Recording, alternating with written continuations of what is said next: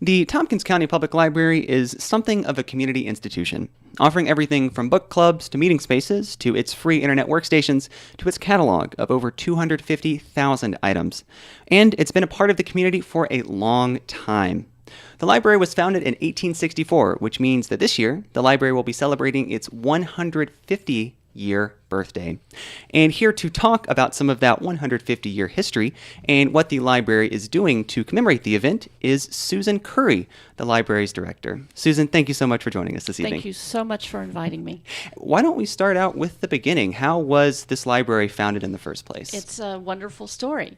Ezra Cornell actually chartered this library in 1864.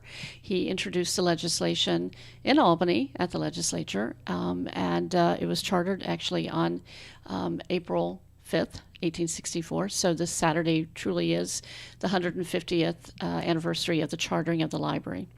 So the Cornell Library Association was chartered a year before Ezra Cornell founded Cornell University. And actually, some of the first faculty meetings were held at the public library. The first graduation was held at the public library. And actually, when Ezra Cornell died, he lay in state at the public library. So a lot of people don't know that long history. The original building was on Seneca Street at the end of what's sometimes called Bank Alley at the Commons. There's now, actually there used to be a small bank, but there's now a drive-through ATM. It was torn down in the 60s, and it moved for a time to the Sons of Italy building, which is now the Kitchen Theater. And then in 1967, the Tompkins County bought all the rights to the Cornell Library Association and officially became the Tompkins County Public Library and opened what was then a state-of-the-art library on Cuga Street. And you may be familiar with that building. That's the one right there at Cuga with the mural on it now. It has a mural on it, and it's across the street from DeWitt Park.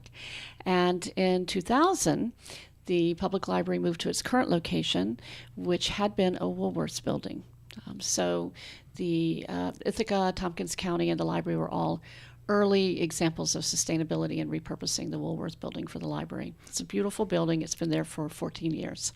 So maybe we can talk a little bit more about those early days, because you mentioned that the library was founded before one of the other kind of big institutions in the town, Cornell University. Yes. How have the two institutions kind of coexisted over the years? Like, what's their relationship been like? Well, the Cornell Library Association, the public library, was actually chartered to serve the entire county. So it was the public library for the county. The connections have been more because the two organizations have worked together, but they have both existed independently of each other throughout this time. So even as the Tompkins County Public Library, we've partnered with Cornell a great amount. But in the early days, the library was, as I said, home to the faculty meetings. It had a large lecture hall, lots of programs.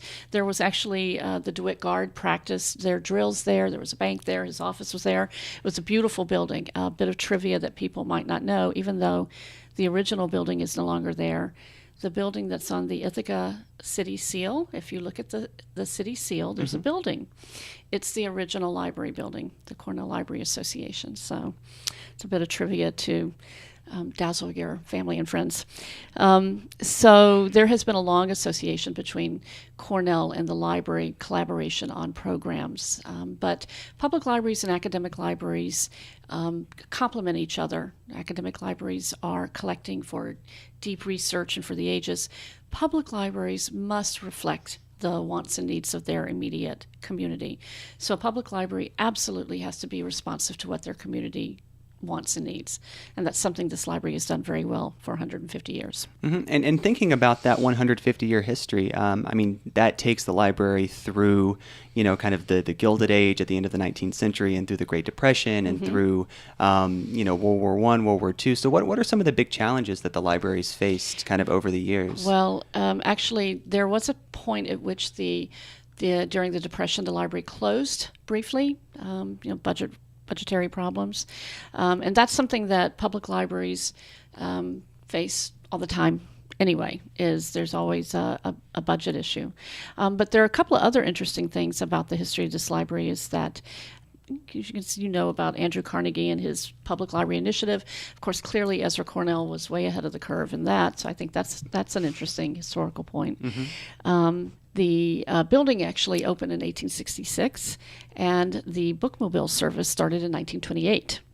And the bookmobile brought library service to more than 160 rural locations in the 20s. The other interesting thing about the library is that it was the first library in New York State to use a computerized catalog system, and that was in 1982. So that we were on the cutting edge then. We began circulating Nooks and Kindles and devices in 2010, so we were just ahead of the tipping point with ebooks. We have so much history. I could talk a long time about the library. That's I understand. 150 years is definitely a lot to cover. And one thing that you previously mentioned, and I'm sort of interested in, is the fact that this kind of institution, a public library, is very much a reflection of the community. And I'm interested to kind of hear your take on what the community's reception of the library itself has been over that 150-year period, kind of running up to today. Our community loves this library. It's very heavily used. There probably has been, from the time this library's been just in its current location, well over 7 million visitors. We would be considered a somewhat rural public library just based on population size, location. However, the collections, the programs, the services are more in keeping with those in a much larger library in a larger city. Often when I go to conferences, I discover that we are doing things that other larger libraries are not doing.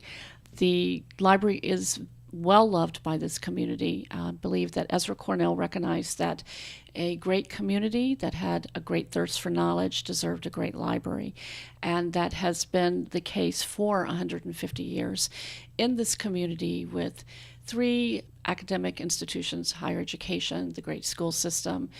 The services, programs, and collections of this library reflect very much the needs of the community. And, as I said earlier, the library doesn't stop in time.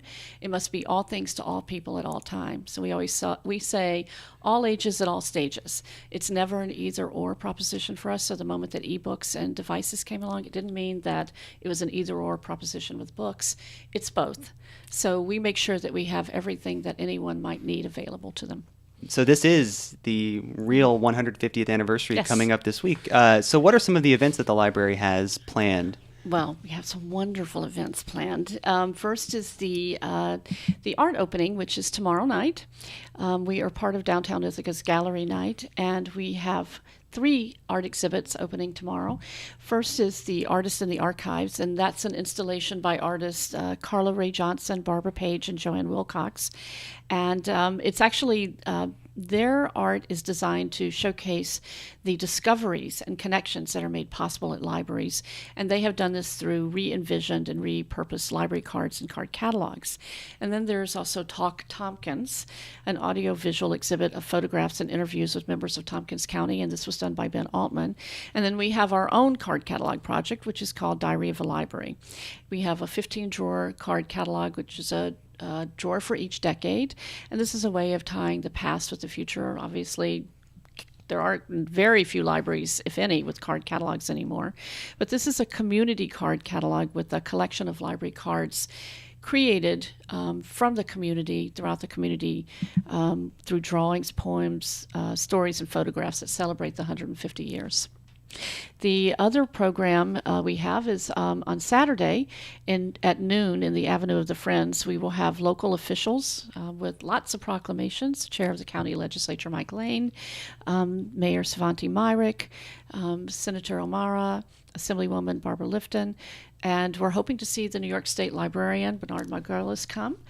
And then we have a program by the county historian, Carol Kamen, and she will be giving a talk about Tompkins County in 1864. It is pretty significant that this great library was founded in 1864 when you think about what was happening in the country with the Civil War. So she'll be giving a program on that. And then on Sunday, we have a special story time for children with Beauty and the Beast, and it's based on a short story that actually was written by Carol Kamen.